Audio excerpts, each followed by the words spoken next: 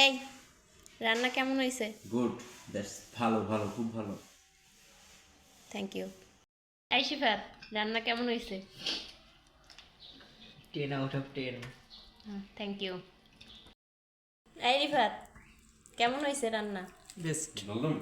Thank you. এই যে এই জিনিসের রিভিউ এতক্ষণ দেখছিলেন, আসেন এখন আপনাদের এই মজার গরুর মাংস রান্না করা শেখাই।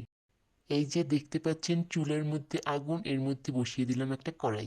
এখন ইচ্ছে মতো তেল দিয়ে দারচিনি, এলাচি, পেঁয়াজ, রসুন যা যা লাগে সব দিয়ে দিবেন। ও মনে পড়ছে, কাঁচামরিচও দিবেন। মশলা ভাজাভাজির সময় পুড়ে গেলে একটু পানি দিয়ে আবার ভাজাভাজি করবেন। এখন হলুদ গুঁড়া, মরিচ গুঁড়া, লবণ গুঁড়া সব দুইবার দুইবার দিবেন। ও সরি, লবণ সব দুইবার দুইবার দিবেন। তারপর একটু টমেটো দিয়ে মশলাটাকে কষাকষি করে নেবেন। তারপর মাংসটা দিয়ে দিবেন। এখন আল্লাহর নাম নিয়ে মাংসের আত্মার মাগফিরাত কামনা করতে করতে নাড়াচাড়া শুরু করবেন। নাড়তেই থাকবেন নাড়তেই থাকবেন যতক্ষণ না আপনার হাত অবশ হয়ে যায়। মনে রাখবেন এই সময় হাতের স্পিড কিন্তু কমানো যাবে না। বাপরে, আর কতক্ষণ কষাইছি আল্লাহই জানে। ও না, এখনই পানি দিবেন। যত মন চায় তত পানি দেবেন।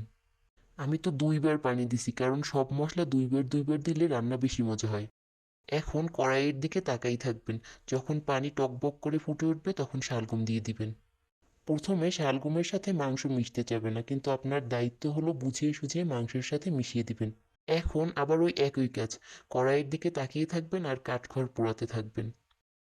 কড়াইয়ের দিকে তাকিয়ে থাকতে থাকতে বিরক্ত লাগলে ঢাকনা দিয়ে ঢেকে দিবেন। এখন আর কোনো কাজ নেই, মনের সুখে কাঠখড় পোড়াতে থাকবেন।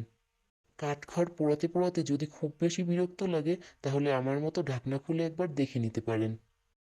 তারপর আবার ঢাকনা দিয়ে একই কাজ করবেন। তারপর হঠাৎ করে ঢাকনা খুলে দেখবেন আমাদের রান্না হয়ে গেছে। এখন জিরা গুঁড়া আর যা যা লাগে তা দিয়ে রান্না খতম করে দিবেন।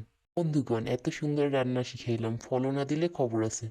এই যে দেখেন রান্না শেষ, কি সুন্দর কালার এসেছে। আবার মোরগ ডাকে। ফলো না করলে আপনাদের রান্না জীবনেও মজা হবে না। বাই।